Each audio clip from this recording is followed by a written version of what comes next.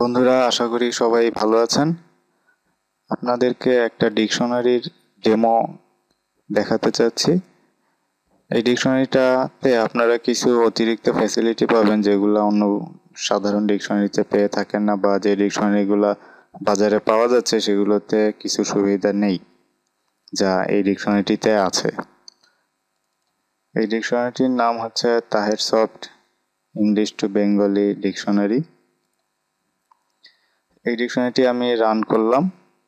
এবার আমি যদি কোনো শব্দ খুঁজে পেতে চাই, তাহলে এই টেক্সট বক্সটিতে আমি কিছু টাইপ করলেই তার পরে বিভিন্ন অক্ষর নিয়ে যে ওয়ার্ডগুলো তৈরি হতে পারে এবং এই ডিকশনারিটিতে আছে সেগুলো এখানে দেখা যাবে। সেখান থেকে আপনি যে কোনো একটি শব্দতে ক্লিক করলেই সেই শব্দটির অর্থ এখানে দেখতে পাবেন। এছাড়া আপনি যদি পুরো শব্দটি টাইপ করেন তাহলেও আপনি দেখতে পাবেন এভাবে। এতে যে অতিরিক্ত সুবিধাগুলো আছে সেগুলোর মধ্যে একটা সুবিধা হচ্ছে আপনি এখানে কতগুলো লিস্ট তৈরি করে রাখতে পারবেন এবং সেখানে আপনার প্রয়োজনীয় শব্দ লিস্ট করে রাখতে পারবেন। যেমন এখানে প্রাইমারি নামে একটি লিস্ট আছে, এখানে বেশ কিছু শব্দ আছে, যেমন অ্যাবেজ, বেসিক, ক্লাসিক এটসেট্রা। এর মধ্যে এগুলোকে যদি আমি দেখতে চাই তাহলে এগুলোর উপর একটি ক্লিক করলেই হবে।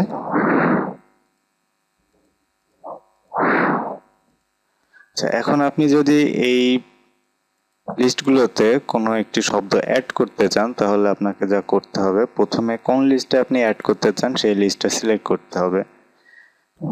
আপনি একসাথে অনেকগুলো লিস্ট আসলে রাখতে পারেন আপনার বিভিন্ন সাবজেক্ট ওয়াইজ। ধরুন আপনি প্রাইমারি নামে একটা লিস্টে অ্যান্ড শব্দটি যোগ করতে চান, তাহলে এখানে প্রথমে প্রাইমারি সিলেক্ট করতে হবে, তারপরে এখানে অ্যান্ডে ক্লিক করতে হবে, এবার এই অ্যাড টু লিস্ট বাটনটিতে ক্লিক করতে হবে, তাহলে এখানে অ্যাড হয়ে যাবে। এখন যদি আপনি চান যে এখানে আপনার সাবজেক্টের নামে নতুন একটি লিস্ট খুলবেন, তাহলে আপনাকে এই অ্যাড নিউতে ক্লিক করতে হবে।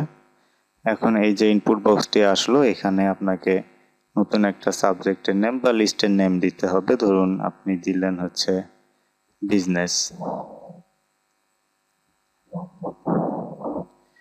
দিয়ে ওকেতে ক্লিক করুন।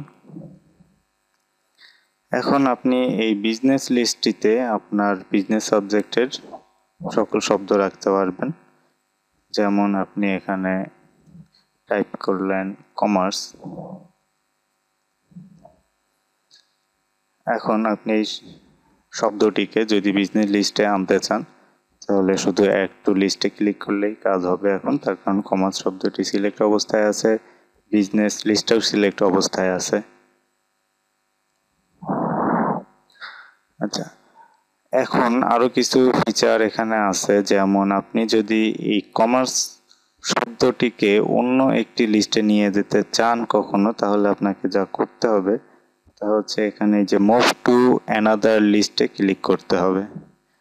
ধরুন আপনি এই কমার্স শব্দটিকে বিজনেস লিস্ট থেকে প্রাইমারি লিস্টে নিতে চান, তাহলে আপনি কি করবেন, কমার্স শব্দটি সিলেক্টেড অবস্থায় রাখেন, এবার মুভ টু অ্যানাদার লিস্টে ক্লিক করেন। এখন এখান থেকে কোন লিস্টটিতে আপনি এটাকে মুভ করাতে চান সেটা সিলেক্ট করেন, ধরুন প্রাইমারি সিলেক্ট করলেন। এবার এখানে দুটি অপশন আছে, delete existing or keep existing. যদি আপনি দুটো লিস্টেই শব্দটা রাখতে চান তাহলে কিপ এক্সিস্টিং সিলেক্ট করুন, আর যদি শুধুমাত্র একটাতে রাখতে চান অর্থাৎ এক লিস্ট থেকে সরিয়ে আরেক লিস্টে রাখতে চান তাহলে ডিলিট এক্সিস্টিং ক্লিক করুন, করে ডু মুভে ক্লিক করুন। এখন দেখুন আপনি প্রাইমারি লিস্টে কমার্স শব্দটি পাচ্ছেন, অপরদিকে বিজনেস লিস্টে প্রাইমারি শব্দটি নেই।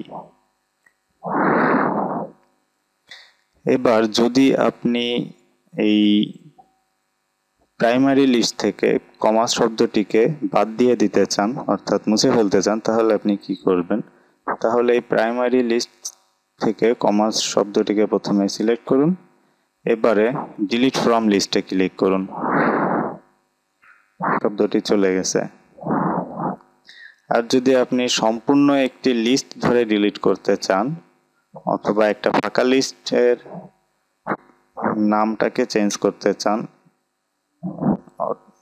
আপনি যদি নাম চেঞ্জ করতে চান তাহলে আপনি করতে পারবেন না। তবে আপনি যেটা করতে পারবেন, ওই লিস্টটিকে আপনি ডিলিট করে দিতে পারবেন। ধরুন আমরা বিজনেস লিস্টটিকে ডিলিট করতে চাচ্ছি, তাহলে বিজনেস লিস্টটিতে ক্লিক করুন, করে রিমুভ সিলেক্টেড লিস্টে ক্লিক করুন। রিমুভ সিলেক্টেড লিস্টে ক্লিক করলে সে জানতে চাচ্ছে যে আমরা এই লিস্টটাকে আসলে ডিলিট করতে চাই কিনা। যেহেতু আমরা ডিলিট করতে চাচ্ছি সেহেতু ইয়েস ক্লিক করি। তাহলে দেখুন এখান থেকে সেই বিজনেস ওয়ার্ডের লিস্টগুলা নাই, বিজনেস ওয়ার্ডের লিস্টটা নেই।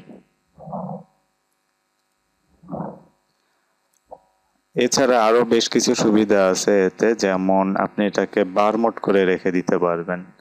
বার মোড করে রাখার সুবিধা হচ্ছে আপনি যখন অন্য কাজ করতে থাকবেন, ধরুন আপনি ইন্টারনেট ইউজ করছেন, ইন্টারনেটে আপনি একটা পেজে আসছেন, এই পেজটা হচ্ছে organic food items and food অ্যাডাল্ট্রেশনের উপরে। এই পেজটা ব্রাউজ করতে করতে আপনি চাচ্ছেন যে একটা মিনিং দেখবেন ওয়ার্ডের, যেমন ধরুন এই সার্চ শব্দটির অর্থ কি আপনি দেখবেন। তাহলে আপনাকে এই সার্চ শব্দটি সিলেক্ট করে এটার উপর মাউস নিয়ে ক্লিক অ্যান্ড ড্র্যাগ করে এই টেক্সট বক্সের উপর এনে ছেড়ে দিলেই আপনি এটির অর্থ দেখতে পাবেন। এই কাজটি শুধু আপনি ওয়েব ব্রাউজের সময় নয়, এই বার মোডের সুবিধাটা আপনি কোনো মুভি দেখার সময়ও ইউজ করতে পারেন। যেমন আমি একটা মুভি দেখছি, ধরুন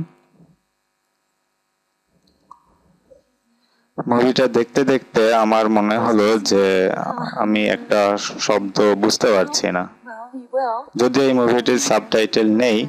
ধরুন এখানে কোনো একটা লেখা আসলো, তখন আপনি এখানে মিনিংটা দেখতে চাচ্ছেন, তাহলে এই অবস্থায় আপনি এখানে টাইপ করতে পারেন। ধরুন আমরা টাইপ করতে চাচ্ছি লাভ, LOVE, টাইপ করে এন্টার চাপুন, সে মিনিং দেখিয়ে দিচ্ছে। আবার এন্টার চাপুন, সে বার মোডে চলে গেল। অর্থাৎ আপনার মুভি দেখায় কোনো সমস্যা হচ্ছে না এবং ভেরি কুইকলি আপনি অ্যাক্সেস করতে পারছেন আপনার ডিকশনারিটা।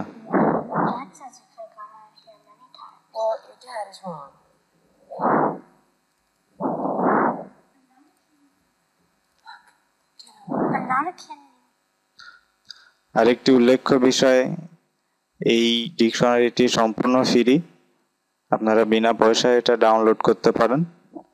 এর ডাউনলোড লিঙ্কগুলো পাবেন আপনারা এই হাবটিতে। হাবটির অ্যাড্রেস হচ্ছে hubpages.com/hub/taherssoft-english-2-bengali-dictionary। আপনারা হাব পেজে ঢুকে ইংলিশ টু বেঙ্গলি ডিকশনারি লিখে সার্চ দিলেও এই হাবটি পেয়ে যাবেন। এখানে আপনারা প্রয়োজনীয় হেল্পগুলোও পাবেন। আর এখানে দুটি প্যাকেজের লিঙ্ক দেওয়া আছে, একটি হচ্ছে উইন্ডোজ এক্সপিতে চালানোর জন্য, আরেকটি হচ্ছে পোর্টেবল। আপনারা যদি উইন্ডোজ এক্সপি ছাড়া অন্য কোনো অপারেটিং সিস্টেম চালান অথবা উইন্ডোজ এক্সপি চালান, তাহলে আপনারা পোর্টেবল ভার্সনটি ডাউনলোড করাই ভালো আমার মনে হয়। তার কারণ হচ্ছে এর যে ডিপেন্ডেন্সি আছে, অর্থাৎ যে ফাইলগুলো দরকার হতে পারে এটা চালানোর জন্য, তা সাধারণত ইনস্টল করাই থাকে। যদি কোনো কারণে এটা কোনো সমস্যা দেখায় তাহলে আপনাকে যেটা করতে হবে, এই মাইক্রোসফট অ্যাক্সেস ডাটাবেস ইঞ্জিন নামক এই ছোট 25 মেগাবাইটের একটি সফটওয়্যার ইনস্টল করে নিতে হবে। আরেকটি সুবিধা হচ্ছে পোর্টেবল রাখার, আপনি যে ওয়ার্ডগুলো লিস্টে অ্যাড করবেন সেই ওয়ার্ডগুলো আপনি যদি অপারেটিং সিস্টেম সেট আপ দেন তাহলে চলে যাবে না, কিন্তু আপনি যদি